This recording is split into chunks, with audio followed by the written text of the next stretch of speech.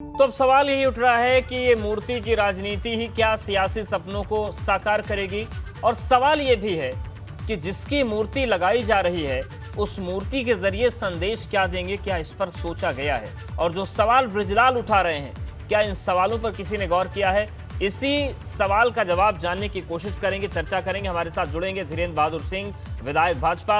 हमारे साथ राजपाल कश्यप जी भी जुड़ेंगे, उनका भी रुख करेंगे। और बसपा समर्थक सत्य प्रकाश जी हमारे साथ जुड़ेंगे, उनका भी रुख करेंगे। लेकिन सबसे पहले शैलेश, आपके पास हम आ रहे हैं। ये जिस तरीके की मूर्ति की राजनीति चल पड़ी है, थोड़े दिन पहले मोर्चा खुला था कि जो समाजवादी पार्टी है वो परशुराम की मूर्ति लगाएगी, विकास दुबे की मूर्ति लगाने की बड़ी बड़ी बातें हुई, पहले भी कुछ डकैतों की मूर्तियां लग चुकी हैं, अब फूलन की मूर्ति लगाई जा रही है। लेकिन जो सवाल बृजलाल ने उठाया है कि जिस पर आपराधिक मुकदमे दर्ज हैं, वो कोई भी रहा हो, मामले का निपटारा नहीं हुआ है, तो ये मूर्ति लगाने के पीछे का मकसद क्या है? केवल सियासत?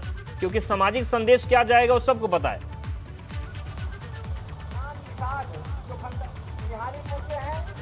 बिल्कुल, देखिए अब देश निश्चित रूप से अगर बात करें तो देखिए मिशन 2022 की हम बात करें, यानी विधानसभा चुनाव करीब है। और देखिए चुनाव कोई भी हो, उस समय जब राजनीति होती है तो अलग अलग तरह से कई सम्मेलन होते हैं, कई यात्राएं होते हैं। और मूर्ति को लेकर जो राजनीति की अगर बात करें तो ये कोई पहली बार नहीं है। इससे पहले के चुनाव में भी हमने इस चीज़ को देखा है कि अलग अलग तरह से मूर्तियाँ लगाकर कहीं ना कहीं राजनीति को आगे बढ़ाया जाता है। और अगर हम बात करें, देखिए जो मूर्ति लगाने की बात है फूलन देवी की, जिस तरह से ऊंचाहार में जिस जगह पर इस मूर्ति को लगाया जाना है, ऊंचाहार विधानसभा की अगर हम बात करें तो लगभग 18,000 निषाद वोटर यहां पर बताए जा रहे हैं। दूसरी चीज, कहीं ना कहीं जिस जगह पर वो मूर्ति लगाई जानी है वहां अगर बात करें तो जो गांव है वो भी निषाद बाहुल वो गांव है, पूरी तरह से बड़ी संख्या है वोटर्स की।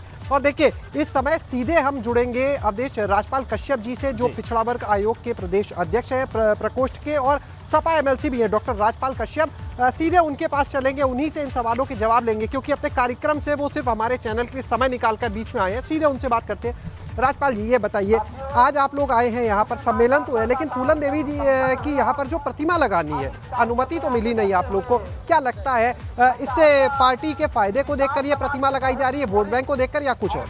देखिए, ये फायदे के लिए नहीं, वो अन्याय के खिलाफ लड़ी थी और हमने फायदे के लिए नहीं, उनको माननीय मुलायम सिंह यादव जी ने वीरांगना फूलन देवी को जेल से रिहा करा के दो बार पार्लियामेंट समाजवादी पार्टी ने भेजने का काम किया। केवल हम मूर्ति ही नहीं लगा रहे हैं, उनको वास्तविकता में उत्तर प्रदेश की जनता ने और समाजवादी पार्टी ने टिकट देके भारत की पार्लियामेंट में भेजने का दो बार काम किया। लेकिन बताइए, भारत की पार्लियामेंट में दो बार पहुंची, उसके बावजूद भी सांसद की भी मूर्ति का अनावरण नहीं होने दे रही बीजेपी सरकार। और बीजेपी सरकार अन्याय अत्याचार कर रही है। बताइए, मूर्ति बनी खड़ी है और सत्ता संरक्षित गुंडों ने और जो मूर्ति का चबूतरा है उसको भी तोड़ दिया और यहाँ पूरा छावनी बना दिया। आपके जरिए जानना चाहेंगे एमएलसी साहब से कि क्या सांसद बनने से नरसंहार का पाप धुल जाता है? क्या नहला दिया इन्होंने अपने सियासत की गंगा में?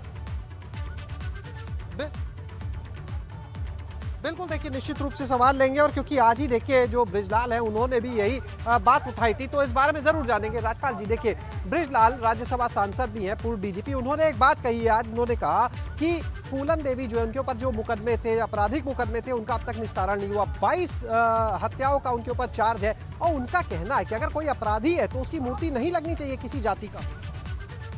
तो ये बताइए, प्रदेश की गद्दी पे बैठे हैं मुख्यमंत्री जी, क्या उनके ऊपर मुकदमे नहीं थे?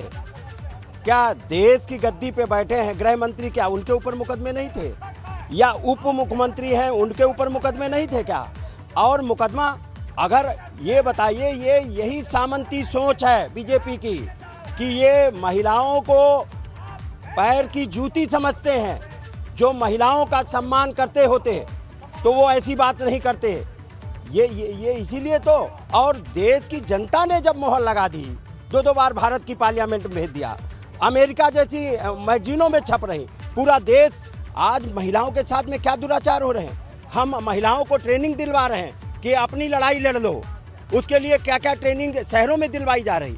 और उन्होंने तो अन्याय अत्याचार के खिलाफ उस जमाने में लड़ा सतीश प्रकाश जी भी जुड़ रहे हैं। डकैत घोषित कर दिया। सतीश प्रकाश ये है जी, सामंती मूर्तियों चौक। की जो राजनीति है उस देश में कोई पुरानी नहीं है। सभी ने अपने अपनी श्रद्धा, सम्मान, सिद्धांतों के आधार पर मूर्तियां अलग अलग लोगों की लगवाई हैं। लेकिन जो बुनियादी सवाल उठ रहा है फूलन देवी को लेकर कि क्या अगर वो सदन में पहुंच गई, संसद में पहुंच गई, अन्याय के खिलाफ उन्होंने आवाज उठाई, पर क्या 22 खून माफ हो सकते हैं किसी भी बिना पर, और क्या ऐसे व्यक्तित्व की मूर्ति लगनी चाहिए?